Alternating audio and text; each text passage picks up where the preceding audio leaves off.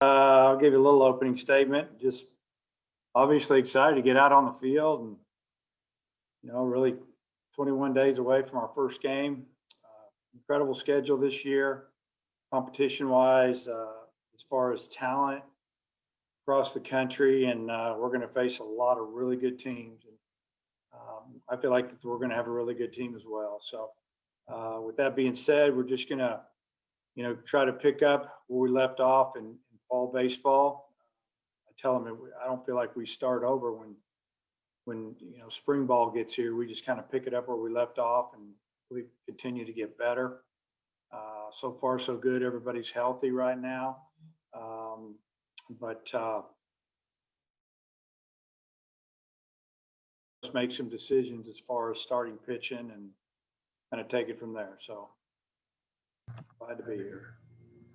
Coach, you want to start us off? Yeah, sure. Dave, you kind of touched on it there. You're trying to get some answers on your starting pitching. Do you have an idea of what your rotation is going to look like right now, or is it still completely up in the air? How's that going? No, I mean we've got an idea. We've got 6 or 7 or 8 guys that we can start right now, and there's probably a few more guys in that locker room tell you they should be starting. It's a good issue, a good problem, I guess, to have, because the guys that aren't starting, they have starter stuff or better. Maybe they're a guy that can only go a couple innings or an inning here and there, but their stuff is, closer type stuff. And, we just got to figure it out. And it may take some time. It may take 4 weeks into the regular season before we get it figured out, but hopefully we'll have it figured out before we open with Alabama here in SEC play. Curtis? Hey, Coach. Obviously lost a couple key pieces out of the lineup, but there's still plenty of talent in the room. What's your take on this group offensively so far, and maybe how it compares with the firepower you've had in years past? Well, I think this team, obviously it's hard to replace a guy like Heston Kjerstad. I mean, he's a guy that he's special, doesn't come along very often. A lot of times that guy doesn't make it to college. Heston really improved from year to year, and that was great to see, and happy for him and his family where he was picked in the draft. So, you try to make up for it other places, maybe have a little bit deeper lineup, maybe a little more sock up and down the lineup, as far as maybe not a guy that's going to hit 20 home runs, but some guys that can hit a lot of doubles and will hit 10 or 12 home runs. Hopefully that's the way we feel like we're going to make up for losing a couple of guys. But we've got plenty of starters back. We've got a couple of guys that are fighting to get in the lineup, and I don't think we're going to miss a beat offensively. I think we'll be right where we've been the last few years, and hopefully better. Time will tell on that. You can't judge it off of what we see the first 3 weeks. You can't judge it off really the first 4 or 5 weeks of the season. It's sometimes it takes a little while to gel and get it going. But we're going to have some really good days. We have some average days, but hopefully when the weather warms up, we warm up and we swing it well all year.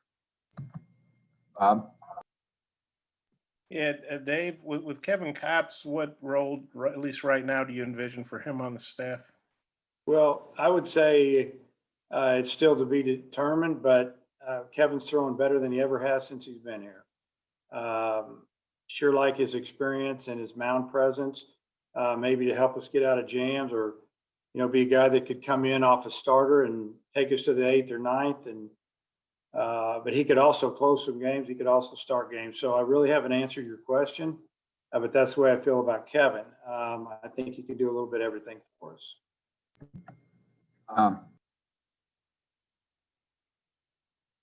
Dave, when you look at the talent that people were able to retain for you, Opitz and Vermillion and other guys, how do you see the level of ball being in the SEC this year? Well, not only the SEC, across the country, the talent level is probably better than it's ever been because of experience and age. In the SEC, I know that every team kept guys they would have lost in a normal draft, Draft was only 5 rounds, and then some kids signed free agent and didn't make a lot of money, but they felt like it was time to go. But a lot of kids stayed and came back. And then you look on the other side of it, kids that might have signed out of high school. I feel like we probably kept a couple of kids there for sure, maybe more. And then maybe 3 or 4 or 5 guys that would have had an opportunity to sign if it would have been a 40-round draft. And I think it's that way across the conference. I think that's that way in the Big 12, in the ACC. You could go on and on. And some of these mid-majors, they're going to be scary this year. They've got a lot of kids back that are going to be 23 years old and starting. And I know a few teams that are going to have 6 or 7 fifth-year seniors starting, and those guys are going to be hard to beat. So I feel like the SEC is going to be loaded. Talent level is going to be better than ever, and you're going to see guys every weekend that in SEC play that normally wouldn't still be with their team if it would have been a normal year. Matt? Hey, Dave, last year, Lander was a little inconsistent early on. I think at the end of the year, though, you said that he had thrown some good bullpens and you liked the way he was throwing. What have you seen from him since last season ended? And do you think he's going to be the type of pitcher that's going to be able to give you those consistent 6-inning performances if he is a starter? He there's some things that really didn't get out there, but he had some a little bit of medical issue that he had to get straightened up, and he's all over it now. He's got his strength back. First couple outings in the fall were pretty good. The end of the fall, he was really good. So far in January, he's been outstanding. He's in great shape. I think he's a man on a mission. And he's one of the guys we're looking to really bounce back and have a great junior year and be a starter for us.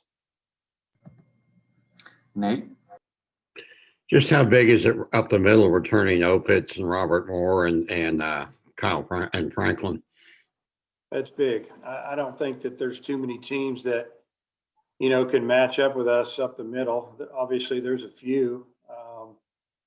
Then you throw in Jalen Battles, who's got a year and a half basically of playing at a junior college and had an outstanding fall for us, who's probably going to play shortstop for us. And those guys they'll be tough to beat when you look at having all of those guys. And I feel like that some of those guys have a chance to play in the big league. So if we can keep those guys healthy and on the field, it's going to be fun to watch. All right, let me know if we've got questions in the chat. Hutch? Hey, Dave, y'all have a ton of arms on the roster. How many pitchers do you think y'all could use this year? And with the travel roster getting bumped up to an extra 3 guys, do you envision those spots being used on pitching? Yeah, I mean, we do have a big roster, obviously, as do a lot of teams. When you keep 5 or 6 pitchers that you didn't think were going to be back after their junior year, and then you keep another couple of guys on the other end out of high school, all of a sudden you've jumped up 5, 6, 7, 8, 9 guys. And it's just the way it is for a year. How many can we use? I mean, we're going to use more than ever. I'll tell you that, because we're going to get some guys some time. That's the way we feel going into the season. I guess I haven't really sat down and counted it. We're getting ready to start scrimmaging and inter-squad here this weekend. So we're going to throw a lot of guys the next 3-4 days, throw everybody. And then we'll do it again the next weekend and the next weekend. And maybe a couple of guys we'll throw on the Tuesday and Wednesday at inning before we open up the regular season in Arlington. So, I really can't put a number on it. I just don't think that would be right. We're just going to let guys prove to us that they're ready to pitch. And if they do, they're going to pitch. Kevin? Hey, Coach. 2 freshmen that really stood out from the Fall World Series that you talked about, Caden Wallace and Jackson Wiggins. Are they still progressing? And are there any other freshmen that have caught your eye, coming back from the break? Well, I'd have to say on the position player side, Wallace is has an opportunity to get in the lineup right away. He third baseman kind of by trade. It's what he played most of the time growing up. He's also played a little bit of outfield, maybe first base here and there. We're working him more in the outfield now just because there's more possibility to get his bat in there, and he brings some power to the lineup, and he can run as well. So he's been doing a nice job in the outfield, working hard at it. And we in the fall he split time, but I would between the infield and outfield, but it was more like 80-20 on the infield. And I talked to him about we need to flip that right now. And he gets his work in on the infield, but he's putting most of his time in with the outfielders. And I think it's helped him relax a little bit, and he knows what he's trying to do right now. And, as a freshman, you just want to get on the field, no matter if you're playing your position of choice, you just want to play. So as far as Wiggins, obviously he's really talented. We'll see how it goes. These bullpens are pretty good. He throws the ball effortlessly. It's ball just kind of jumps out of his hand. And there's been some good bullpens in there. Talking to Coach Hobbs, I think Nate Wogelmuth is another freshman that could jump out there. And there's more. But they got to go out there and show it to us before we're going to really, put them out there in a tough situation. Nate? Where does Paulette figure as far as pitching? Is he a starter, reliever? Kind of where does he fit? We're going to give him every opportunity the next 3 weeks to prove to us that he can start for us. His stuff's been really good. His bullpens have been outstanding. Velocity seems up, getting bigger and stronger. He's an outstanding defender in the middle of the field. As far as from being a pitcher, he can fill his position. So if he can show us over the next few weeks that he can give us 4, 5, 6 innings, he's got as good a chance of starting the first weekend as anybody. Bob? Dave, Christian Franklin's getting some preseason All-American attention, I guess you'd call it. What are your expectations for him? And he just seems like such a well-rounded player.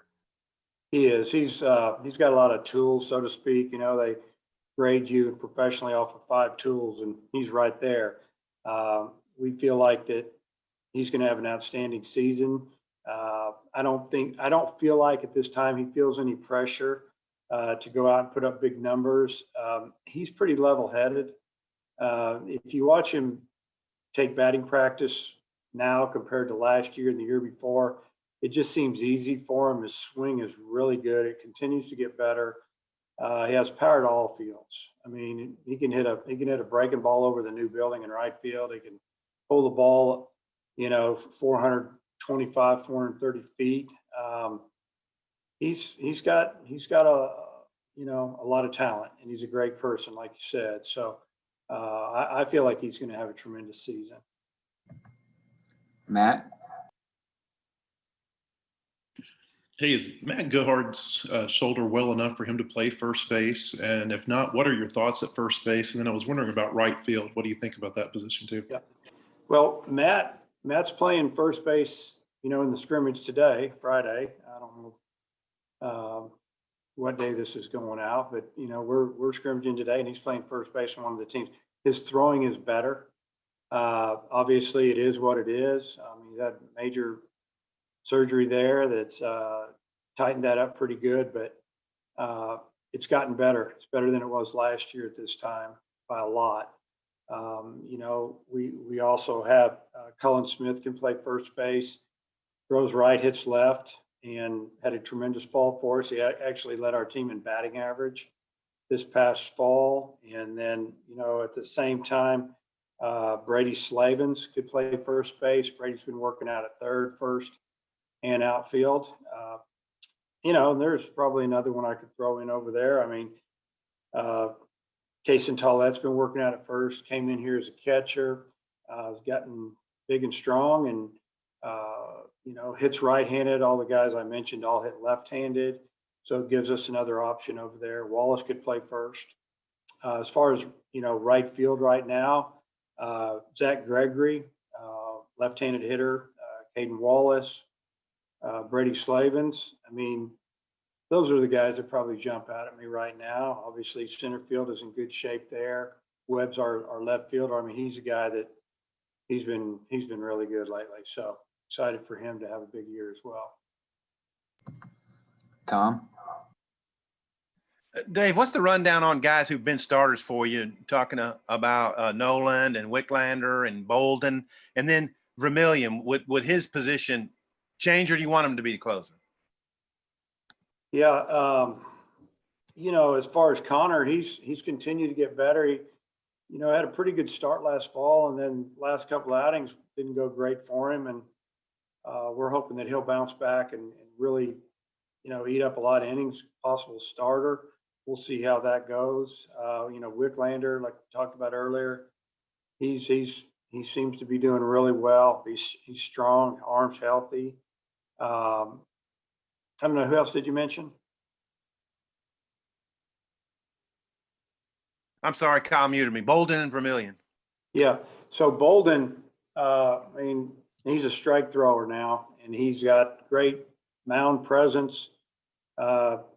Fastball sits in the low 90s, got a plus changeup at this level. And, you know, I've got pretty good breaking ball. I mean, he has every opportunity to be a starter.